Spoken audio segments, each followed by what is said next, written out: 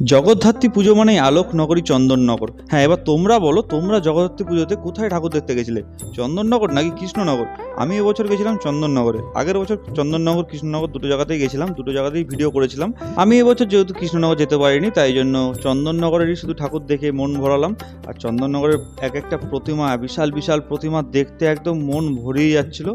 অসাধারণ লাইটিং ছিল, রাস্তাঘাটের লাইটিং থেকে শুরু করে অসাধারণ গেট ছিল, গেটের ডিজাইন ছিল, প্যান্ডেল থিম প্যান্ডেল ছিল অনেক রকম। আর প্রতিমাগুলো সত্যিই অসাধারণ ছিল।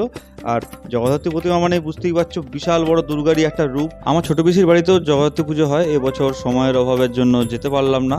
যাই হোক, তোমরা জগদ্ধাত্রী পুজোতে কোথায় কোথায় ঘুরেছো এবছর সেটা কিন্তু কমেন্ট করে জানাতে ভুলে যেও না। আগের বছর যেমনি মানকুণ্ডু স্টেশনে নেমে তারপর ঠাকুর দেখা শুরু করেছিলাম, হেঁটে হেঁটে চন্দননগর গেছিলাম। এবছর শুধু চন্দননগর স্টেশনে নেমেছিলাম, চন্দননগরের আশেপাশে কয়েকটা ঠাকুর দেখে তারপরে আবার বাড়ি চলে এসেছিলাম। তোমাদের ভিডিওটা ভালো লাগলে কি করতে জানো তোমরা, লাইক কমেন্ট করে দিতে হবে।